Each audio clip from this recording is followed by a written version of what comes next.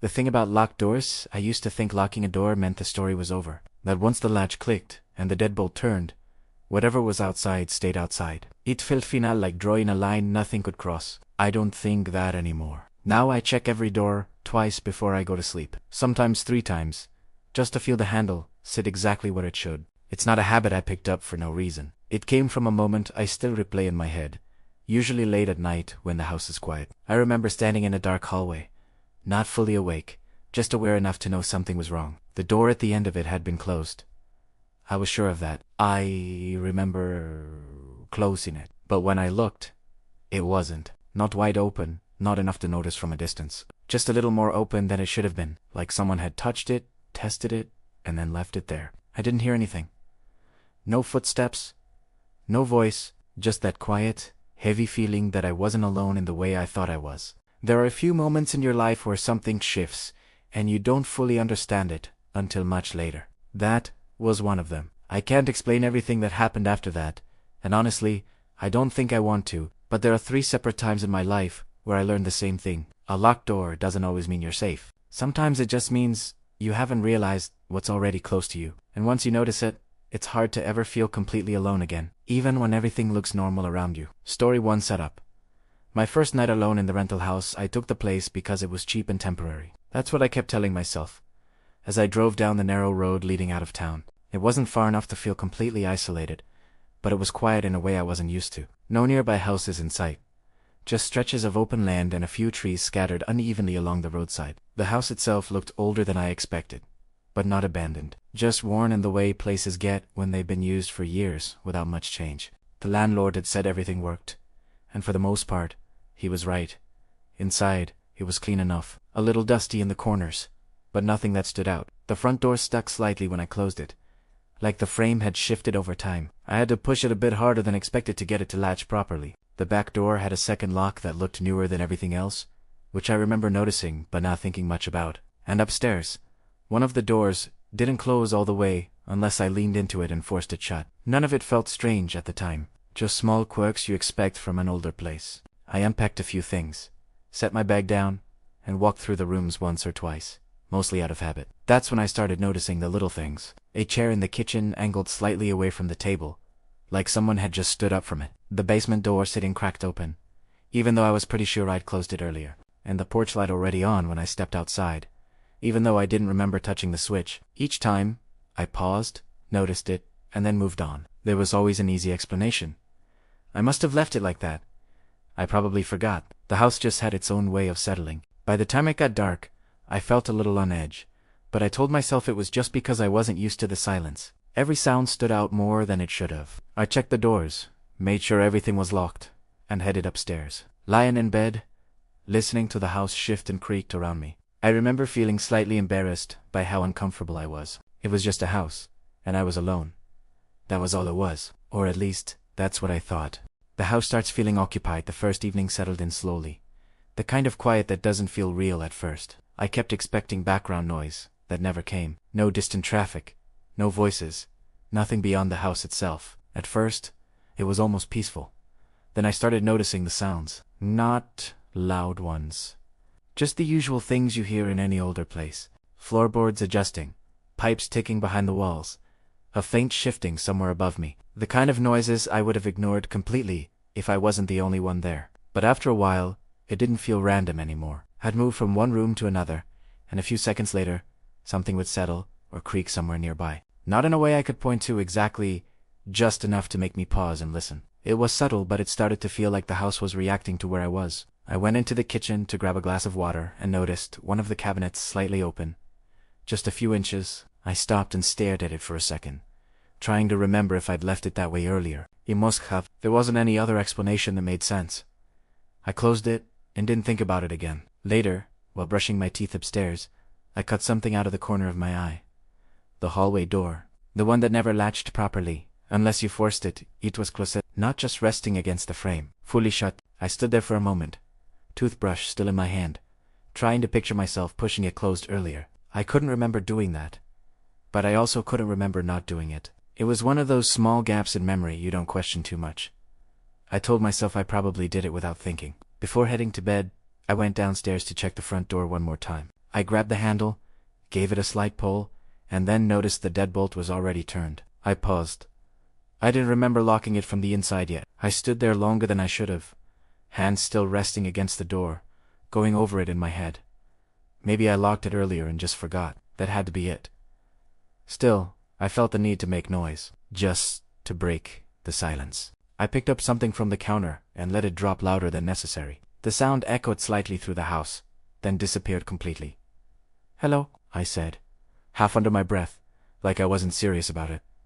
Nothing answered, not even the house this time. That was what got to me, not hearing something back. Just that complete, empty silence, like everything had stopped all at once. I glanced toward the basement door. It was still slightly open, just enough to show darkness behind it. For a second, I thought about checking it, just to prove to myself there was nothing there. I didn't. I told myself it could wait until morning. There was also that narrow storage door under the stairs I hadn't opened yet. I looked at it briefly, then turned away without touching it. By the time I went upstairs, I felt unsettled in a way I couldn't fully explain. Not scared, exactly. Just aware. I got into bed, stared at the ceiling for a while, and let out a quiet breath.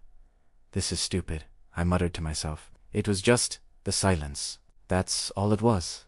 The bedroom door moves. I don't remember what woke me up. There wasn't a noise. Not really. No sudden sound. No clear reason. Just that feeling, like something pulled me out of sleep, without explaining why. I was lying there in the dark, staring up at the ceiling before I even realized I was awake. For a few seconds, everything felt normal. Then, I noticed the door. It wasn't open wide. Just more open than it had been when I went to bed. I knew I had pulled it mostly shut. Not all the way, but enough that it wouldn't move on its own. Now, there was a gap. Slightly wider, enough for the dim light from outside to stretch across the floor at a different angle. I didn't move. I just watched it. My first thought was that I'd left it like that, and forgotten. That had been happening all night. Small things I couldn't quite remember doing. So I told myself it was the same thing again. Still, I stayed still and listened. Nothing. No footsteps. No breathing. Just the same quiet, hollow stillness the house had all evening. Then, after a few seconds, I heard something. It wasn't a step. Not exactly. More like a faint shift. The softest sound of something brushing against the floor or the wall just outside the room. It was so subtle that I almost convinced myself I imagined it. I swallowed and forced myself to sit up slowly, careful not to make the bed creak. My hand reached for my phone on the nightstand, and when the screen lit up, the dim glow fell across the door. That's when I saw the marks. They were faint, easy to miss. Thin scratches near the handle on the inside surface of the door. Not deep, not fresh, but there, like something had scraped against it over time. Fingernails, or something harder. I stared at them longer than I should have. Then, he got up. Each step toward the door felt heavier than it should have, like I was walking into something I didn't fully understand yet. When I reached it, I grabbed the edge and pulled it closed the rest of the way. As I did, something else hit me. The air in the hallway smelled different. Damp, slightly cold, like outside air had gotten in somewhere it shouldn't have. I pushed the door shut and turned the lock. The click sounded too loud. I stood there for a second, hands still on the handle, trying to steady my breathing. And then, somewhere else in the house, I heard it. A soft sound. Not close, but not far enough away to ignore. Morning proof. The space beneath the stairs. I didn't sleep after that. I stayed in bed with the light from my phone on, listening for anything else, but the house went quiet again. Completely quiet. At some point the darkness started to fade into early morning, and the familiar shapes of the room came back. When the sun was fully up, I finally got out of bed. It felt different in daylight. Smaller, less threatening. I told myself I'd let my imagination run too far the night before, that everything had a simple explanation I just hadn't thought of yet. I started downstairs. Nothing looked disturbed at first. The front door was still locked. No broken glass, no signs of forced entry, but as I walked further in, I started noticing things I hadn't seen clearly the night before. Near the back door, there was a faint smear of mud along the floor. Not a footprint exactly, just a thin streak, like something had been dragged or stepped lightly, and then wiped away. The basement door was different too. It wasn't sitting the way it had been before. It was slightly more open now, just enough to show more darkness beyond it. I stood there for a moment, then pushed it open the rest of the way. The smell hit me first.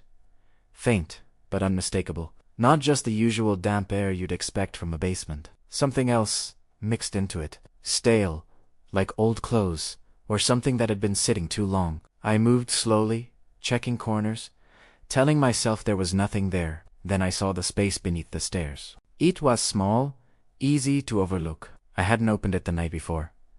The door was already slightly ajar. Inside, there was just enough to stop me cold. A flattened piece of fabric on the ground. A plastic bottle with a little water still inside. A wrapper, crumpled, near the wall. And a small flashlight, dull and scratched, sitting on its side. None of it looked old. I didn't touch anything. I just stood there, trying to process it, realizing how close it all was. How someone could have been in the house the entire time. Close enough to hear me moving around. Talking, sleeping. I never saw anyone. Whoever it was. They were gone by the time I understood. The police came later, but there wasn't much they could tell me. The landlord acted surprised, said no one had been there before me. Everything felt brushed off, like it wasn't worth digging into. I left that same day, and even now, years later, I still think about that moment. Waking up and seeing the door open just a little wider than it should have been. Story to set up. The storm and the knock. The second time it happened, I wasn't in the middle of nowhere. That's what makes it harder to explain. I was in a small place, on the edge of town. Not remote, not isolated. Just far enough out that things got quiet at night. It was a ground floor unit. Simple and easy to maintain. The kind of place you don't think twice about once you're inside. That night, the weather turned bad faster than expected. Rain started in the late evening, and didn't let up. By the time it got dark, it was coming down hard enough to blur everything outside the windows. Wind pushed against the walls in uneven bursts, and every now and then the lights would flicker just long enough to make me look up. It felt sealed off, like the outside world had been pushed away, leaving just the sound of the storm and whatever was inside with me. I went through my usual routine earlier than normal. Locked the front door, checked the windows, turned on a couple of lights so the place didn't feel too dim. I made something to eat, put on something to watch, and tried to ignore the weather. After a while, it started to feel almost comfortable. The kind of night where you don't expect anyone to show up. No one would be out in that, unless they had a good reason. That thought crossed my mind once or twice, but it didn't stick. I remember I was in the living room when it happened. The knock. It wasn't loud. Not urgent, just a soft, deliberate tap against the door. Enough to hear clearly over the rain, but not enough to sound like someone in a hurry. I froze for a second, waiting. Usually, if someone knocks, there's a follow-up. Another knock, or a voice. Something to explain why they're there. Nothing came, just the rain continuing outside. Steady and loud, filling the silence after that single sound. I stood up slowly and walked toward the door. Not rushing, just curious. When I got close, I paused and leaned slightly to look through the peephole. All I could see was darkness, rain streaking across the small view. The edge of the porch, maybe part of the railing.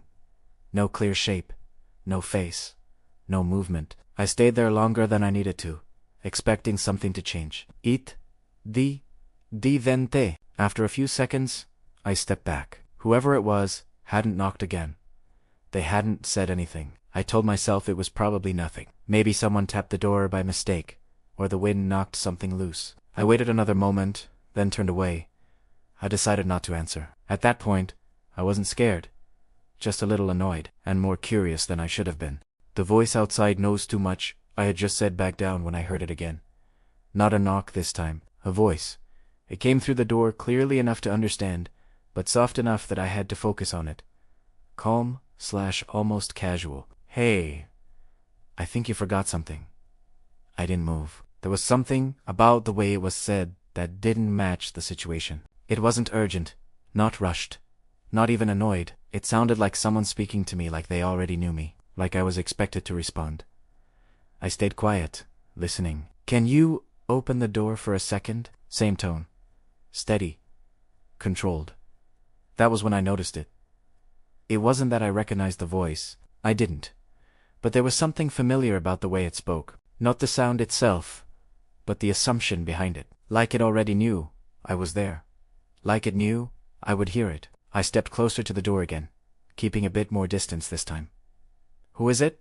I asked, louder than before. There was a pause. Not the kind where someone is thinking of what to say, more like they were deciding if they needed to say anything at all. You know me, the voice said. That didn't help. If anything, it made it worse. I ran through names in my head without meaning to. Neighbors, people from work, anyone who might have a reason to show up unannounced. Nothing lined up. Nothing felt right. Just open the door, it added. Still calm, almost patient. Most people would have explained by then. Said who they were, why they were there, something to make it make sense. This person didn't. I didn't answer again. I just stood there, trying to listen past the sound of the rain, trying to pick up anything that would tell me more. Footsteps, movement, breathing. There was nothing. Then I heard something else. Not at the door. To the side. A faint shift near one of the windows. Subtle, but enough to make me turn my head without thinking. It sounded like someone moving carefully, stepping away from the front and along the side of the house. My eyes went to the curtains. For a second, I thought about pulling them back. Just a little, enough to see who it was. I didn't. I stayed where I was. The thought crossed my mind to open the main door but keep the outer screen door locked. That way, I could see them clearly without letting them in.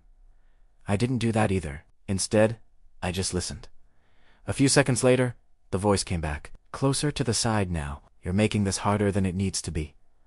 Still, calm, still, controlled. I almost said a name out loud, one that felt close enough to match the tone. It sat right there in my mind, ready to come out. But something stopped me, because I didn't actually know who I'd be calling. Everything went quiet again. No footsteps, no voice. Just the storm, filling in the gaps. Then, slowly, from the front door again, I heard it. The handle. It didn't rattle. It didn't jerk. It moved once. Care fuyi. Like someone checking to see if I'd made a mistake. Normal people don't stay that long. I waited for the sound of footsteps fading away. They never came. At first, I told myself they would. That whoever it was would realize I wasn't opening the door and move on. That's what normal people do. They knock, they wait, and if nothing happens, they leave. But the longer I stood there, the more I realized something wasn't right. Minutes passed. Or at least, it felt like minutes. The storm outside made it hard to tell. Rain hit the windows hard enough to blur everything, and the wind kept shifting, filling in any silence that might have told me where they were. I stepped back from the door and reached for my phone. Signal was weak. One bar, flickering. I tried calling someone anyway. It rang longer than it should have, then cut off. I tried again. Same thing. I considered calling the police. But even as I thought about it, I knew how it would sound. Someone knocking, saying a few strange things, then nothing. And with the weather like this, even if they did send someone, it wouldn't be fast. That thought settled in deeper than I expected. I wasn't going to get immediate help.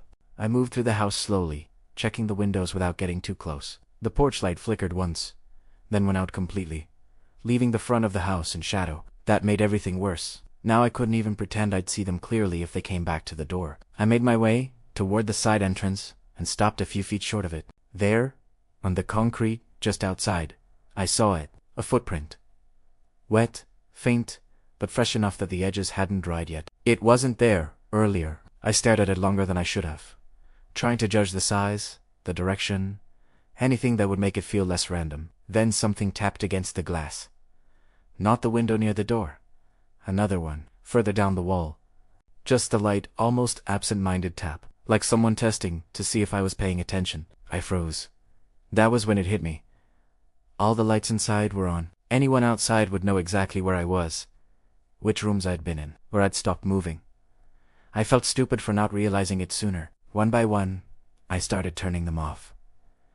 Living room first, then the kitchen, then the hallway. Each switch made the space feel smaller, darker, more uncertain. When I finished, I stood in the dim light from a single lamp and listened again. The voice came back, from somewhere behind the house this time. Softer than before. You can just let me in. Not a question, not even a request, more like it had already been decided. I moved slowly toward one of the windows, careful not to make noise. There was a small gap in the blinds where they didn't quite meet, just enough to see a narrow slice of the outside. I leaned closer. At first, I didn't see anything. Then something shifted slightly. Not far out. Close. Closer than I expected. I caught a partial shape. A shoulder, maybe. The edge of a face turned just enough that I couldn't make it out clearly, and a hand resting against the siding of the house. They had been standing right there, close enough to hear everything. The morning after the doorframe marks, I didn't sleep that night either. At some point, the storm started to die down. The rain softened, the wind pulled back, and everything outside went quiet in a way that felt almost unreal after hours of noise. I stayed inside until the sun came up. Even then, I didn't open the door right away. I waited, standing a few feet back, listening one more time. Nothing. No movement, no voice, no sign that anyone was still there. When I finally unlocked it and stepped outside, the air felt colder than it should have. The porch was empty. At first glance, everything looked normal. But once I started looking closer, it became harder to ignore. There were marks along the doorframe, faint, but visible. Not scratches exactly, more like pressure marks, where something had been tested against the wood. Around the handle, near the latch. Someone had tried more than once. The ground told the rest of the story. Wet impressions circled the house, not just one set of footprints, but overlapping paths. Front to side, side to back, back again, like whoever it was had taken their time. Near one of the windows, the screen was bent slightly outward. Not enough to break it, just enough to show it had been touched, maybe pressed. And under my bedroom window, there was a spot where the dirt had been disturbed more than anywhere else. There was no reason for anyone to stand there. That part stayed with me. I looked around for anything that might explain how they knew I was inside. Something obvious I had missed. The only thing I found was a package near the door. My name printed clearly on the label, facing outward. That could have been it, or maybe it wasn't. No one ever gave me a clear answer. The person who came out later didn't have much to go on. Jess said I did the right thing by not opening the door. I moved out not long after that. And now, if someone knocks late at night, I don't care who they sound like. I don't answer, because I still remember the way the handle moved. Slow, careful.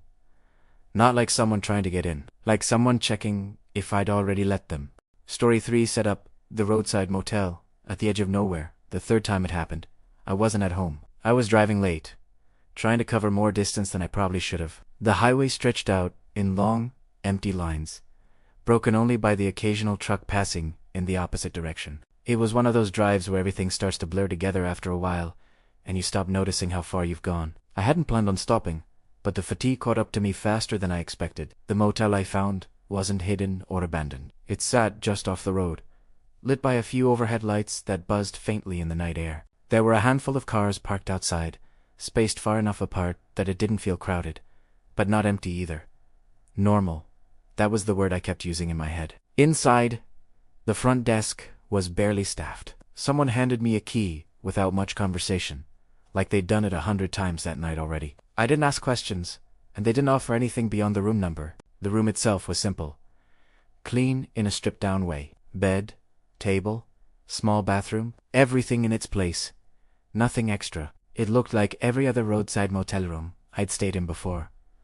Still, there were small things. The deadbolt worked fine, but the chain lock looked loose, like it had been pulled on too many times. The curtains didn't fully meet in the middle, leaving a thin gap where outside light leaked in.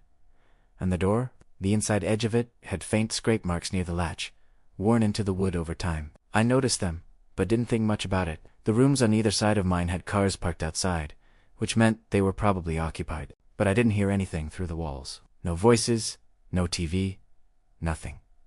Just a quiet that felt a little too complete. I set my things down, checked the door once, made sure the lock clicked into place, and sat on the edge of the bed for a moment. There's something strange about motel rooms. The idea that so many different people have stayed in the exact same space, used the same door, locked it the same way, slept in the same bed. You don't usually think about it. That night, I did. After a while, I stepped back out to grab something from the car. When I came back, I pushed the door open and paused for just a second. It felt slightly off, like it hadn't been fully closed before. But when I pulled it shut again, the latch caught like normal. I stood there for a moment, then shook it off. I probably didn't close it all the way the first time. The hallway gap, I don't remember falling asleep. I must have, because the next thing I knew, I was awake again, staring at the ceiling, trying to figure out what had pulled me out of it. The room was dark, except for a faint glow cutting across the floor. At first, I thought it was coming from the curtains. There was that small gap but they didn't fully close, and I figured maybe a car had passed by or one of the overhead lights outside had shifted just enough to let something through. But the angle was wrong. The light wasn't coming from the window. It was coming from the door. I turned my head slightly, just enough to see it clearly. A thin line of hallway light stretched from the bottom corner of the door across the carpet. Narrow. Too narrow. That's when it hit me. The door wasn't fully closed. It looked shut. The lock was turned.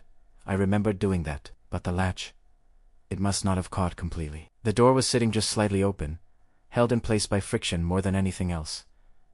I didn't move. I just watched it. My mind started working through it in a way that didn't feel helpful. If the door hadn't latched, then it hadn't really been closed. And if it hadn't really been closed, then anyone outside could have pushed it open without making much noise. At any point, the room felt different after that. The air conditioner hummed quietly in the corner, steady and unchanged. But now it sounded louder. The air had that stale, recycled smell you get in places like that. My bag was still on the chair near the wall, exactly where I had left it. Everything looked normal, except for that line of light. It shifted, not by much, just enough that I noticed. The gap narrowed slightly, then returned to where it had been. I held my breath. It happened again, a faint change, like pressure against the other side of the door. Not opening it, just touching it, leaning, maybe. I stayed perfectly still, trying to convince myself it was the air, the building, settling, anything that didn't involve someone standing right outside. Then I heard it, the smallest sound from the handle. Not a rattle, not a turn, just the faintest movement, like someone testing it without wanting to be heard. I didn't think anymore. I got up slowly and walked to the door. Every step measured, trying not to make noise. When I reached it, I grabbed the edge and pulled it shut. For a split second, it didn't move. There was resistance. Not much. Just enough to feel. Then it gave, closing fully with a quiet, final click. The wrong person at the front desk. I didn't try to sleep again. After I forced the door shut, I dragged a chair over and wedged it under the handle, more out of instinct than logic. The deadbolt was already locked, but it didn't feel like enough anymore. I sat on the edge of the bed with the lights off, listening, watching the door, waiting for something else to happen. Nothing did. The rest of the night stretched out in silence, broken only by the hum of the air conditioner and the occasional distant sound from outside. Whatever had been there didn't try again. That almost made it worse. By the time morning came, I was already up. I packed quickly, not bothering to organize anything properly. I just wanted to leave, but something made me stop at the front office before I got in the car. I don't know why. Maybe I wanted someone to explain it in a way that made sense. The office looked the same as the night before. Quiet, empty, except for one person behind the desk. They barely looked up when I walked in. "Morning," I said. They nodded once, like they'd been expecting me. I hesitated, then explained what happened. The door, the latch, the way it hadn't fully closed, the sound from the handle. Before I could finish, they gave a small shrug. "Yeah, that door sticks sometimes," they said. "Who's like that?" Like it was a known issue. Like it didn't matter. I stopped talking. "You might not have shut it all the way," they added, already looking past me, like the conversation was over. There was something about the way they said it. Too quick, too practiced. I almost asked more about the other rooms, about whether anyone had been outside during the night. But the way they stood there made it clear I wasn't going to get anything useful. When I stepped back outside, the parking lot felt different.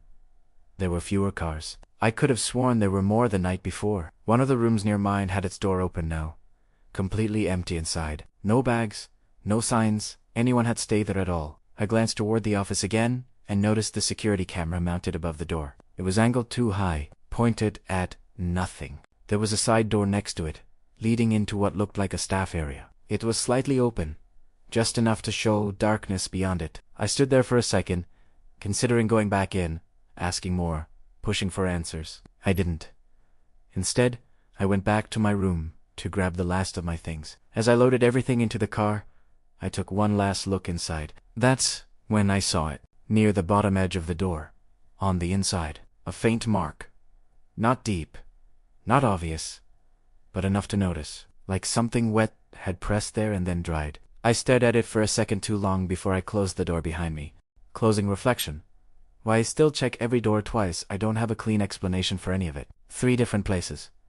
3 different situations. And nothing that connects them in a way that makes sense on paper. No clear answers. No faces. No moment where everything finally comes together. Just fragments. A door that was open when it shouldn't have been. A voice that knew too much and never explained itself. A handle that moved like it wasn't trying to break in. Just shaking. For a long time, I tried to convince myself each one was separate. Just bad timing, or coincidence, or something I misunderstood in the moment. But the more I thought about it, the more one thing stayed the same. Every time, there was a moment where I noticed something small, and chose to ignore it. A cabinet left open, a door that didn't latch properly, a knock that didn't sound right, a gap of light where there shouldn't have been one. None of it felt serious enough at the time. Acknowledging it would have meant admitting something was wrong, and it was easier to assume it wasn't. That's the part that stays with me, not what I saw, or what I heard. What I almost understood, and didn't.